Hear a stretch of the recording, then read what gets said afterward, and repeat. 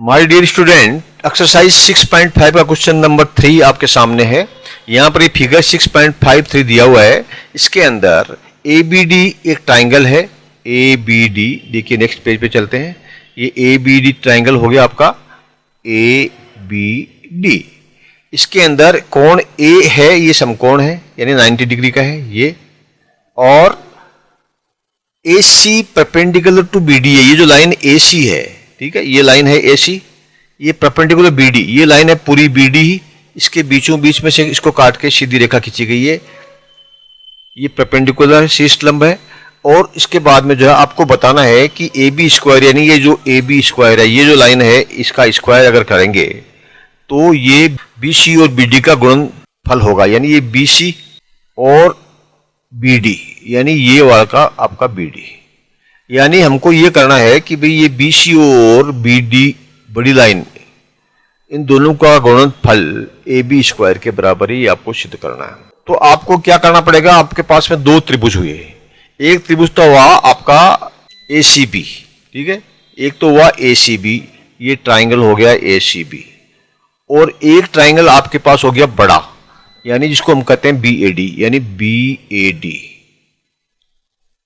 देखिए दो ट्राइंगल है, इसमें कोण C 90 डिग्री का है और इसमें कोण A 90 डिग्री का है, यानी दोनों 90 डिग्री के हो गए। दोनों त्रिभुजों में एक कोण 90 डिग्री का हो गया। दूसरा ये जो कोण B है, दोनों में है। कोण B है ये ABD में भी है, ABD में भी B है, और ये जो है ACB में भी है, ACB में भी B है, यानी कोण B दोनों में है। इसलिए ये हो गया, ये कॉमन हो गया, उभयनिष्ठ हिंदी में। तो दो कोण आपके इक्वल हो गए, समरूप हो गए। यानी A जो कसौटी है, समरूपता की कसौटी है, A सिमिलरिटी का जो थ्योरम है, उसके अनुसार, आइडेंटिटी के अनुसार, ये दोनों त्रिभुज जो है वो समरूप हो गए। कौन से? ACB ये वाला त्रिभुज, और ये BAD, यानी ये दोनों समरूप हो गए। ये तो हमें पता लग गया।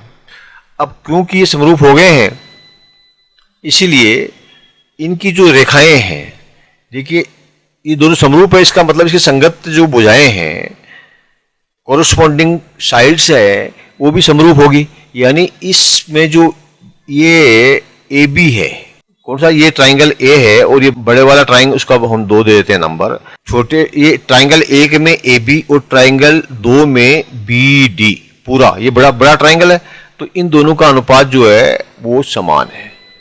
इसी प्रकार से आपका जो इस ट्राइंगल के अंदर BC है, यानी ये वाली भुजा है, और दूसरे ट्राइंगल में BA है। ये BC इस ट्राइंगल की और BA इस पूरे ट्राइंगल की, ठीक है, ये एक साइड होगी, तो ये भी आपकी समान है। अब देखिए AB BA की बात है ना, आपको BA भी लिख दो चाहे AB लिख दो, तो ये दोनों आपके, इसको क्रॉस मल्टीप्लिकेशन कर दो, यानी AB गुणा AB, इन दोनों को गुणा किया, और ये BD और गुणा BC। अब ये स्क्वायर कर दो, इसको गुणा का मतलब एक की संख्या को दूसरी उसी संख्या से गुणा करते तो स्क्वायर हो जाता है। तो AB स्क्वायर बराबर ये आपका हो गया BC इंटू BD। यही क्वेश्चन के अंदर पूछा है कि AB स्क्वायर BC और BD के गुणनखंड के बराबर है, गुणन के बराबर है। ये हमारा सिद्ध हो गया, पार्ट 1 क्लियर। देखिए इसका पार्ट टू में क्या है कि AC स्क्वायर, यानी ये जो AC है, AC स्क्वायर ये लाइन है, ये BC यानी BC और DC का गुणन DC, इन दोनों का गुणा है ये। इन दोनों को गुणा करने पर AC स्क्वायर आता है। इसके लिए आपको क्या करना पड़ेगा, इसमें जो दो त्रिभुज है, एक है ये आपका ACB त्रिभुज ACB, और दूसरा त्रिभुज है आपका ACD। ACB एक त्रिभुज, ACD ये दो त्रिभुज।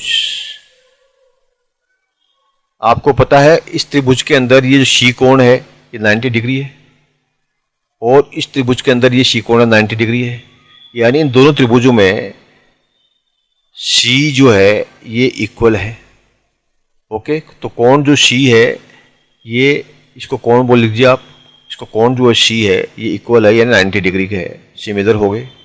तो कोण सी जो है ये इसके समरूप है, कॉमन भी है ये, 90 डिग्री भी है, यानी 2AA हो गया, 2AA। तो AA कसौटी के अनुसार, एक ए समरूपता कसौटी के अनुसार ये जो ट्राइंगल है नंबर 1 और 2 यानी ACB और ACD ये समरूप हो गए। ठीक है, ये समरूप हो गए, समानुपाती हो गए। और इसीलिए समानुपाती हो गए तो इनकी जो संगत भुजाएं हैं, कोरोस्पोंडिंग साइड्स है, वो भी आपकी समरूप आ गया। यानी इसके अंदर जो AC जो लाइन है और इसके अंदर जो DC लाइन है, ये AC तो इसकी 1 नंबर की और इसकी जो है DC, ये दोनों समरूप हो गई, अनुपात एक ही हो गया। और इसी प्रकार से इसकी जो BC लाइन है ये, और दूसरा जो कॉलम इसका जो ये है, इसकी लाइन AC, इसकी ये और ये, इसकी ये और इसकी A, ये भी आपकी समरूप हो गई।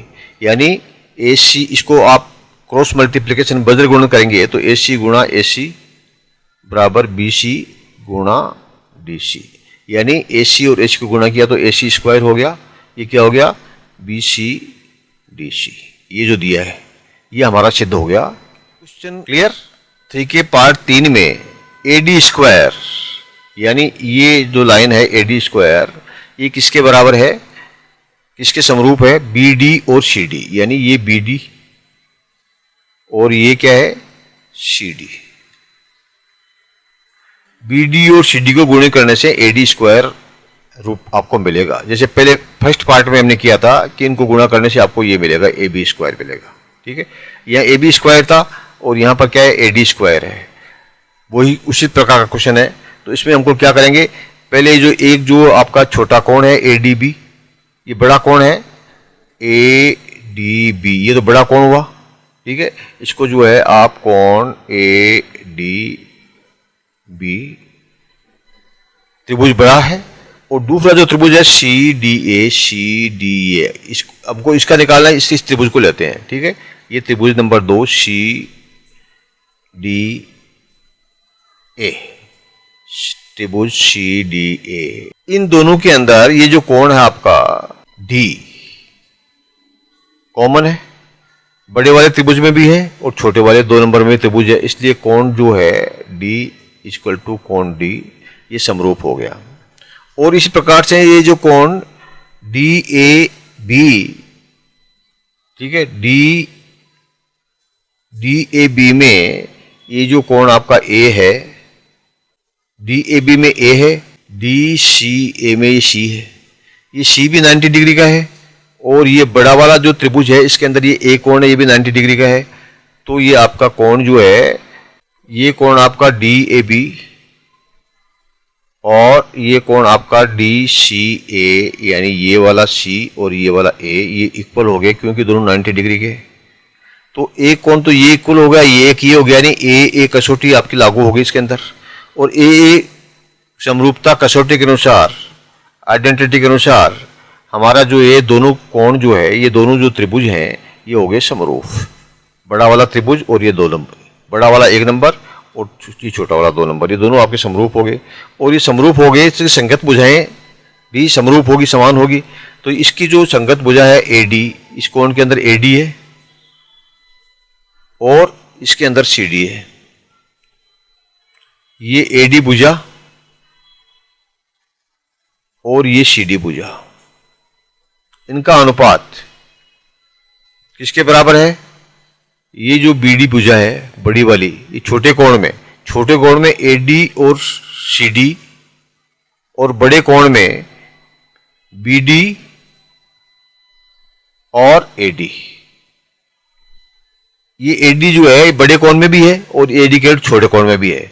तो छोटे कोण में जो है ये AD किसके समरूप है, CD के समरूप है, ये और ये। और बड़े कोण में AD किसके समरूप है, ये आपकी BD के समरूप है, यानी ये बड़ी वाली लाइन है इसके समरूप है, इसलिए ये हो गया BD अपॉन AD। तो ये क्या हुआ, क्रॉस मल्टीप्लाई कीजिए, AD गुणा AD बराबर BD गुणा CD। AD का हो गया AD स्क्वायर, और ये हो गया आपका BD गुणा CD जो इसमें दिया है। ये आपका सिद्ध हो गया AD स्क्वायर बराबर BD गुणा CD। Clear?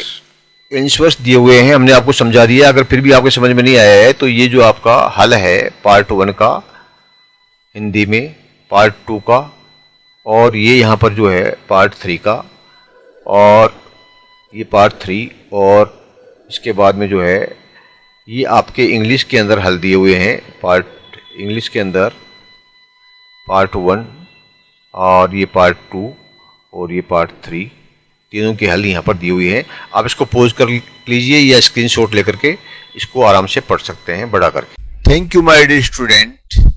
Please like and subscribe